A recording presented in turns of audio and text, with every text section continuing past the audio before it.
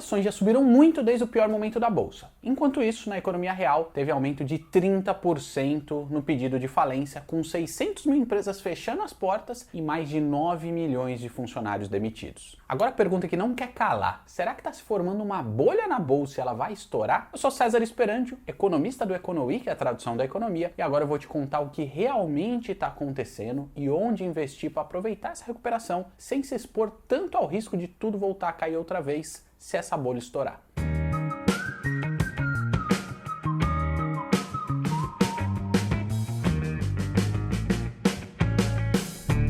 Para você que já segue o Economy, tamo junto. Para você que ainda não segue, seja muito bem-vindo. A gente tem conteúdo em todas as redes sociais, os links estão embaixo do vídeo, junto com o nosso WhatsApp para quem quer receber notícias e informações de economia, finanças e investimento de graça no WhatsApp. Clica lá. Todo o nosso conteúdo é 100% gratuito e o seu like é meu pagamento. Então dá essa força e deixe seu joinha.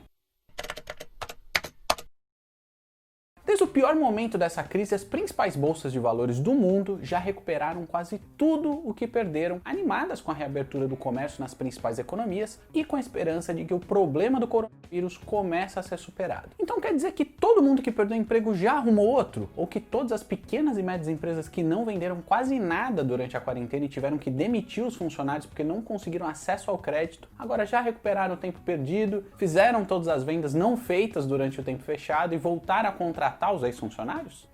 Eu acho que não. Enquanto a gente vê toda essa euforia no mercado financeiro, com a bolsa subindo com rapidez, apesar de altas e baixas normais no meio do caminho, a economia real ainda está sofrendo os efeitos dessa crise. E por isso, eu tenho uma pergunta para você. Será que está se formando uma bolha no mercado financeiro? Lá em 2019, eu já tinha feito um vídeo no YouTube falando como se preparar para a crise de 2020. Ninguém deu ouvido, mas ela veio. Pelo bem ou pelo mal, eu já tenho uma estratégia de investimento traçada caso o pior volte a acontecer. Eu não vou ficar de fora das ações e nem da renda fixa, mas eu tenho uma estratégia defensiva que inclui ativos de renda fixa que rendem mais que 10% ao ano, como os da Mad Money, e alguns CDBs e outros exemplos.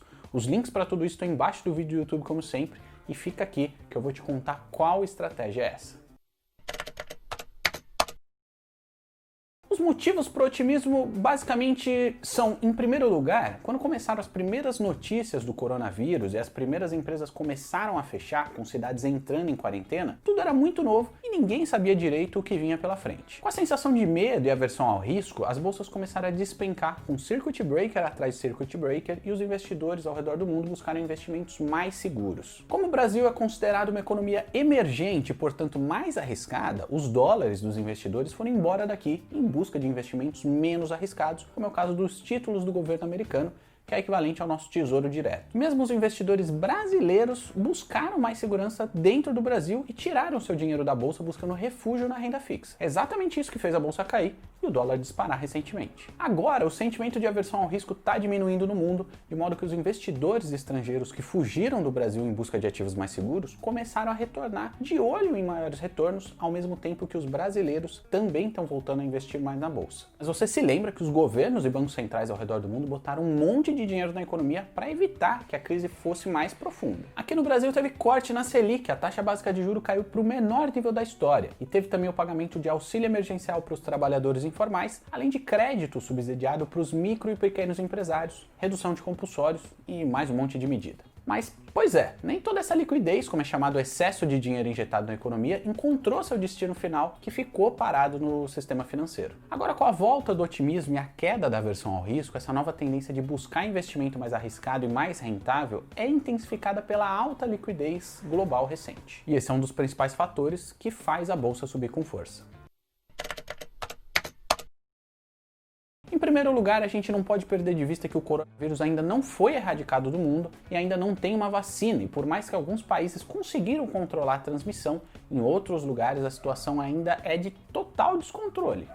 Você conhece algum país assim? Quando a gente fala de um vírus altamente contagioso, não adianta a situação estar controlada só num lugar se o vizinho ainda está doente. A chance de uma nova onda de infecção não pode ser ignorada, mesmo que isso possa parecer que não seja um grande risco no momento. Em segundo lugar, e talvez o mais importante, o excesso de liquidez global pode estar deixando os investidores bêbados de otimismo diante da oportunidade de recuperar todo o dinheiro perdido nessa crise. O novo fator que anima os investidores para uma forte recuperação da economia é a expectativa de que vai ter várias rodadas de IPOs, que é quando as empresas abrem capital na bolsa lançando ações de uma companhia que até então não estavam disponíveis para os investidores. E isso é justamente para aproveitar essa imensa liquidez e essa abundância de dinheiro e investidores buscando rendimentos mais atraentes. Esse movimento, se acontecer, ainda vai encontrar a seu favor um cenário de juro baixíssimo que gera mais incentivo para o investidor não ser muito conservador e migrar da renda fixa, como o Tesouro Direto ou CDB, para as ações na bolsa. Teoricamente, os IPOs têm sim potencial de fazer o fluxo de dinheiro migrar dos investidores para as empresas que ainda não podiam contar com esses recursos. Por sua vez, elas podem reestruturar todas as suas finanças, continuar gerando emprego, fazendo a economia gerar, o que não aconteceria sem acesso a esse financiamento via emissão de ações. Por outro lado, a empresa que emitiu essas novas ações na bolsa poderia muito bem provisionar todo esse dinheiro para enfrentar o período difícil que a gente está passando, sem necessariamente contribuir para o reaquecimento da economia real e para a queda do desemprego. É um risco.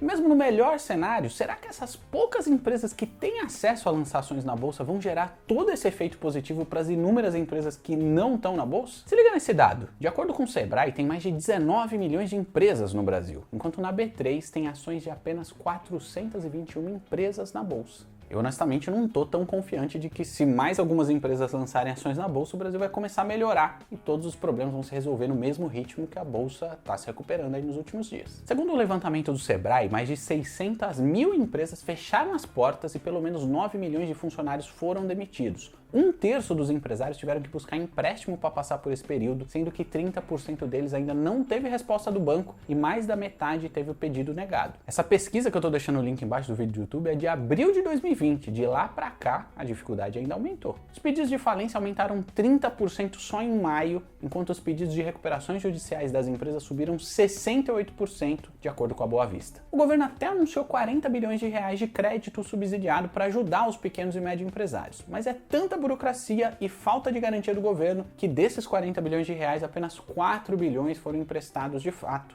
E esses dados são da Febraban. E as empresas continuam quebrando, principalmente as pequenas e médias, que são as que mais geram emprego no Brasil. Então, apesar do bom humor da bolsa, a gente não pode esquecer que na economia real, empresas estão passando por dificuldade, pessoas perderam seus empregos e o PIB do Brasil deve encolher nesse ano. A recuperação da bolsa pode alimentar a recuperação da economia real, mas se isso não acontecer e o descompasso ficar muito grande, vai ficar evidente que toda essa euforia foi só uma bolha e as bolsas vão ser corrigidas mais para frente com uma nova rodada de queda. Então anota aí, fica de olho nisso. Mesmo assim, eu não vou deixar todo o meu dinheiro no Tesouro Selic, que está rendendo muito pouco, mas eu também não vou investir todo o meu dinheiro em ações. O que eu vou fazer, afinal? Se liga na dica. Eu também quero aproveitar essa rodada de recuperação da bolsa, afinal, meus investimentos também caíram nessa crise, como provavelmente o seu caiu. Mas eu vou escolher muito bem as ações que eu vou investir. Aliás, a gente fez um vídeo mostrando as ações da bolsa imunes ao coronavírus e outro mostrando quais são as ações defensivas da bolsa, além da gente ter uma playlist no YouTube só de dica de investimento, passando por fundo imobiliário e várias outras coisas. Já é um bom começo para você decidir em quais ações você vai investir. Tá tudo no canal do Econoweek no YouTube. Eu também não vou deixar de investir na renda fixa, principalmente para minha reserva de segurança, que precisa ter liquidez diária para eu poder sacar a qualquer momento. Mas é fato que os títulos como o Tesouro Selic, apesar de servirem muito bem para a reserva de segurança, eles deixam a desejar quando a gente fala de rendimento. Mas a renda fixa não para por aí. Tem muito investimento de renda fixa privada com menor liquidez, que só deixa você sacar seu dinheiro mais para frente, com rendimento acima de 10% ao ano. Se for um CDB nessas condições, ele é garantido pelo FGC para investimentos de até R$250 mil. E se você não precisar do dinheiro para tão já, é uma boa maneira de aumentar sua rentabilidade e diminuir a exposição a essa possibilidade de uma nova queda das ações, se é o que está se formando é mesmo uma bolha. Além disso, tem os famosos investimentos de renda fixa alternativos, como é o caso da Matmoney, que tem selo de segurança da B-Fintex. Lá tem investimentos com rendimentos de mais de 400% do CDI, que é muito acima da renda fixa tradicional. Como funciona? Eles disponibilizam empréstimo para as empresas com juros mais baixos, que deixam o imóvel como garantia, o que inclusive permitiu que eles tenham inadimplência zero, enquanto é possível investir em renda fixa com essa segurança de ter o imóvel como garantia, aumentando a rentabilidade da carteira sem estar tão exposto à possibilidade de uma nova queda da bolsa. O link da Matmoney e todas as outras coisas que eu falei por aqui, eu vou deixar embaixo do vídeo do YouTube como sempre.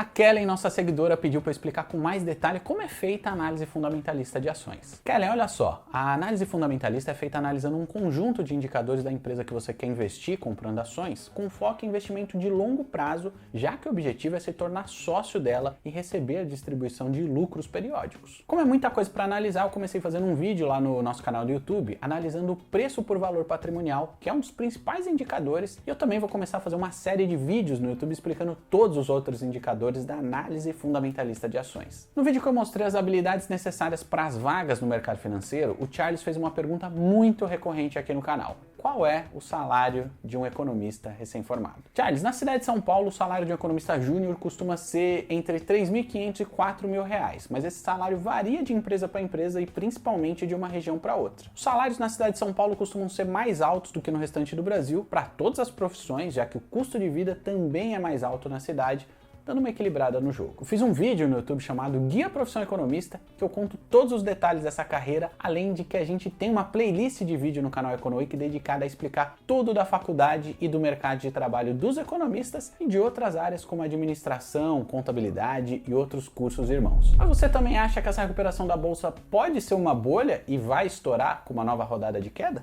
Deixa aí seu comentário para a gente bater um papo. Eu vou ficando por aqui. O conhecimento é sempre uma saída. Deixa seu like e até a próxima.